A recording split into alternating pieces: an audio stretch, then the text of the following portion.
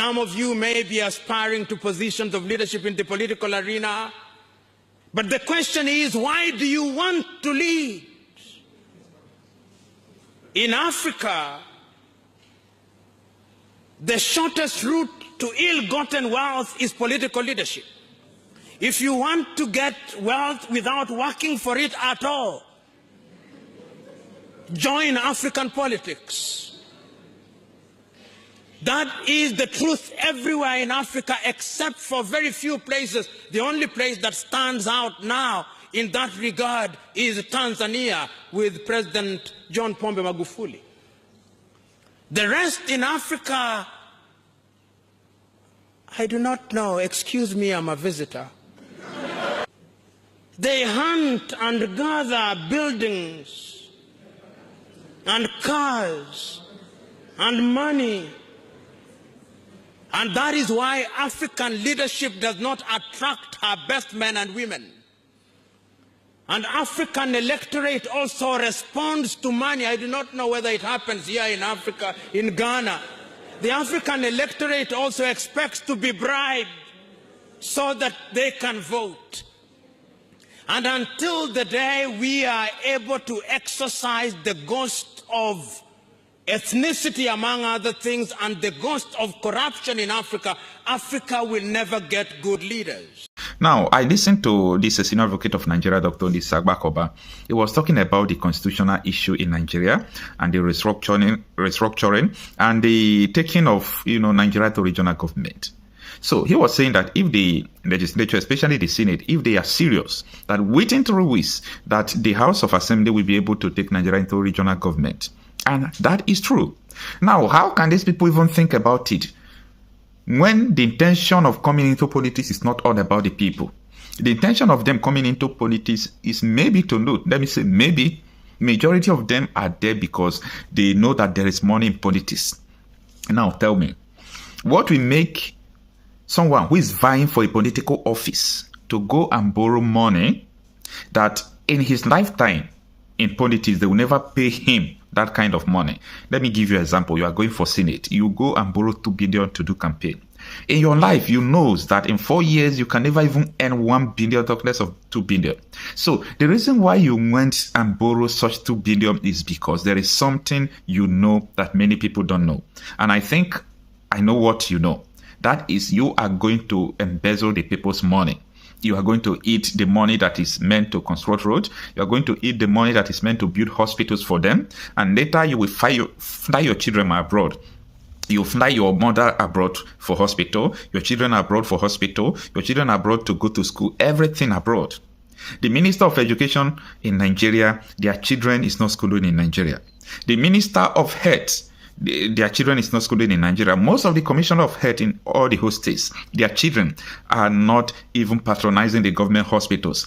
The Commissioner of Education of almost the host states, their children are not in public institutions. Tell me, how can Nigeria get better with this kind of rubber stamp politicians we have? So this is a major problem. When people are talking about, political parties, Labour Party, PDP, APC, I say, come on, listen, these people are almost one. But in this political party, you can single-handedly pick out individuals. And that is why I do tell people that if somebody like Alex Oti tomorrow go back to PDP and campaign, people will support him. Because people now are beginning to trust people, not political party. And that is why when people swap from PDP to the Labour Party just 7 months before the election, you could see the crowd he pulled, because people are no longer after party. People are after individuals. So tell me, what is the goal of the youth entering politics? What is motivating them, if not money? Because the politics that they play in Africa today, especially Nigeria, is no longer pleasant. So a politics that is not pleasant, what is motivating the youth to join the politics? What is motivating them? Now, if the president, number one, citizen of a country, is not taking the treatment in Nigeria, is there any hope for the rest of citizens? If the children of presidents are not schooling in Nigeria, is there any hope for citizens? Because these people will not pay attention to the educational sector because their children are not there. These people will not pay attention to the health sector because their children are not there. These people will not pay attention to almost everything because their children are not there. So this is the bone of contention, that the reason why people are joining politics, not because of the interest of the masses. It is because of their selfish interest. It is because they want to get rich and richer. Tell me, someone who is not doing anything, after 4 years of representing you in House of Rep, you want to go back? You want to go back on and on without doing anything. All they are after is the next election. They are not after the next generation. Ask any politician close to you, what plan do you have for the next generation? It will be as if you are asking them, a question from the pit of hell, because they will be confused. Ask them, what are the visions you have for the next generation? What are the plans you are putting on ground that next generation will come and benefit from it? Nothing.